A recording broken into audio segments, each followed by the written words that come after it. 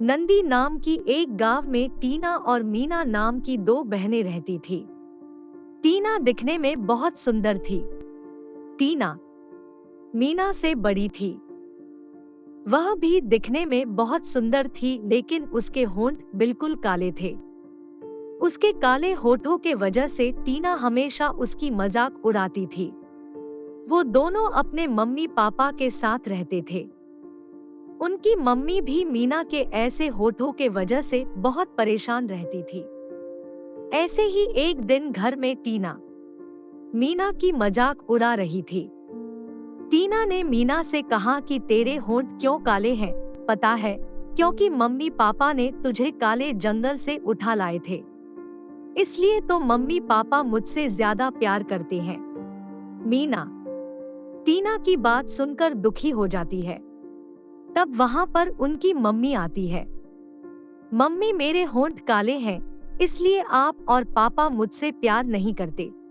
बेटी, यह सब तुम क्या बोल रहे हो? कोई भी माँ के लिए उनका बच्चा खराब नहीं होता। मैं टीना से जितना प्यार करती हूँ, तुमसे भी उतना ही प्यार करती हूँ। यह कहकर उसकी माँ वहाँ से चली जाती है। टीना फिर से मीना की मजाक उड़ाना शुरू कर देती है। ऐसे ही कुछ दिन निकल गए। एक दिन टीना कॉलेज जाने के लिए घर से बाहर निकली।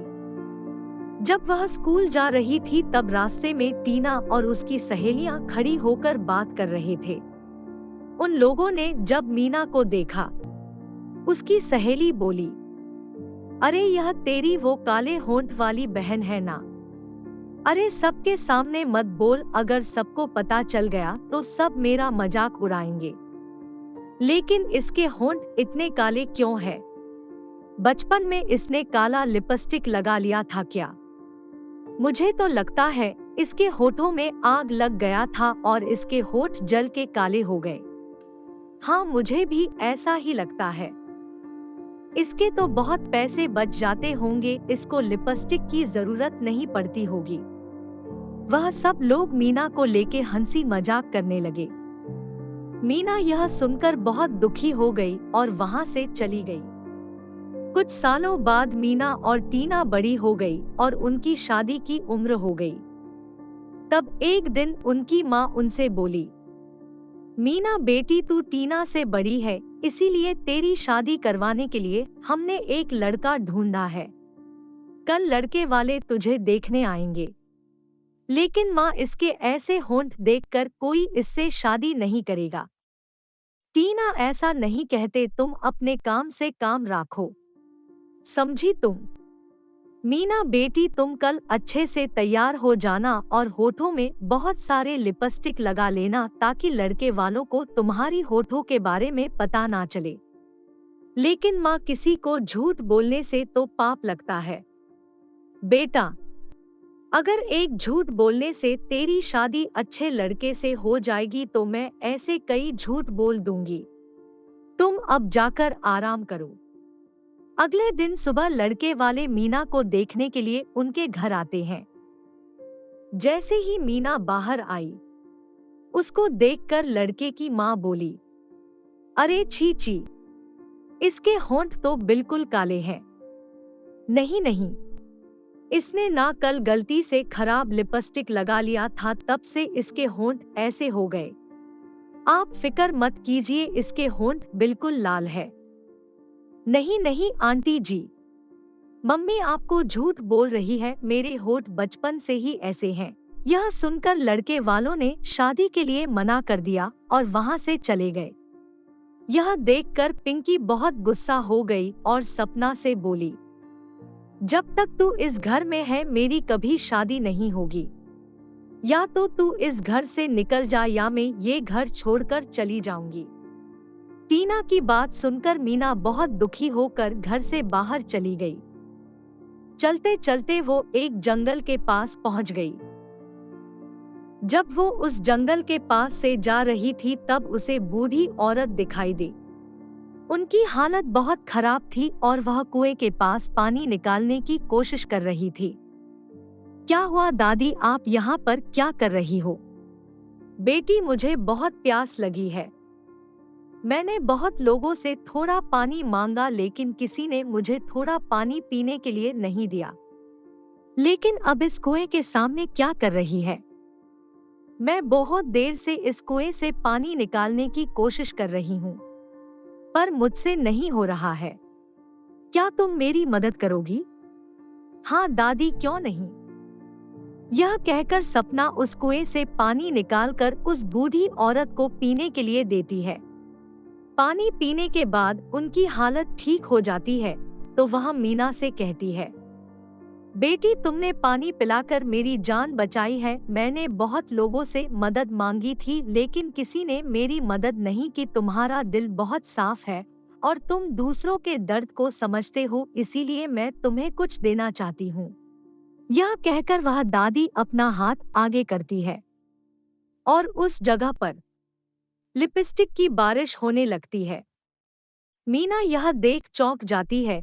तब वो दादी उससे कहती है, बेटी, अब कोई एक लिपस्टिक उठाकर तुम अपने होठों पर लगा लो, फिर देखना तुम्हारे होंठ सबसे सुंदर हो जाएंगे। फिर तुम्हें कोई कुछ नहीं बोल पाएगा। उसके बाद मीना जैसे ही लिपस्टिक अपने होठों पर लगाती है, उसके होंठ बिल्कुल लाल हो जाते हैं। वो पहले से और ज्यादा सुंदर हो जाती है। वो होंठों को देखकर बहुत खुश हो जाती है और वह खुशी से नाचने लगती है। मीना दादी का धन्यवाद करती है और फिर मीना वहां से अपने घर वापस चली गई। जैसे ही वो घर जाती है, उसके लाल होंठ देखकर सब लोग हैरान हो जाते हैं। तूने क्या किया? तेरे होंठ कैसे इतने सुंदर हो गए? मीना ने अपने माँ को सब कुछ बताया। यह सुनकर माँ बहुत खुश हो गई। लेकिन टीना मीना को देखकर जलने लगी और मन ही मन सोचने लगी, अगर मेरे होंठ भी इसके जैसे सुंदर नहीं हुआ तो कोई भी मुझसे प्यार नहीं करेगा। मैं भी कल उस दादी के पास जाऊंगी। अगले दिन सुबह टीना एक पानी की बोतल लेकर उस बूढ़ी औरत को ढूंढते ढूंढते जंगल के पास पहुंच जाती है। तब उसे वो बूढ़ी औरत मिल जाती है। तब टीना उनसे कहती है, ये लीजिए, मैं आपके लिए पानी लेकर आई हूँ। अब मेरे लिए जादुई लिपस्टिक की बारिश करवा दो। अभी बारिश की कोई जरूरत नहीं है। मुझे पता था तुम आओगी, इसीलिए मैंने तुम्हारे लिए पहले से लिपस्टिक रखा है। तुम ये लो। टीना उनसे लिपस्टिक लेके अपने होठों में लगा लेती है और उसके होंठ कोयला जैसे काले हो जाते हैं। ये देखकर वो औरत हंसने लगती है। तुमने मेरे साथ ऐसे क्यों किया? क्योंकि तुमको अपने खूबसूरती का बहुत घमंड है और दूसरों के कमियों का मजाक उड़ाने में तुमको मजा आता है। अब तुम्हें पता चलेगा जब कोई तुम्हारा मजाक उड़ाए तब कैसा लगता है। मुझे माफ कर दीजिए, मैं कभी किसी का मजाक नहीं उड़ाऊंगी। मुझे अपनी गलती का एहसास हो गया।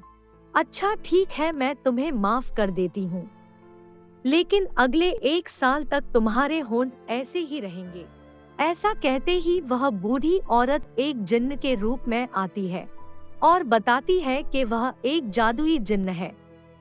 और ऐसा कहते ही वह पास में बने तालाब में चला जाता है।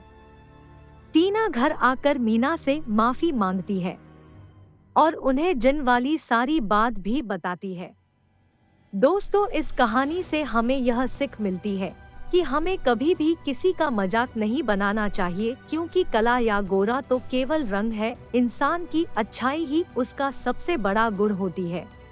और दोस्तों, अगर आपको मेरी वीडियो पसंद आई है तो लाइक और कमेंट जरूर करना, और हाँ, अगर आप मेरे चैनल पर नए हैं तो मेरा चैनल जरूर सब्सक्राइब करें। बाय बाय दोस्तों, टेक केयर।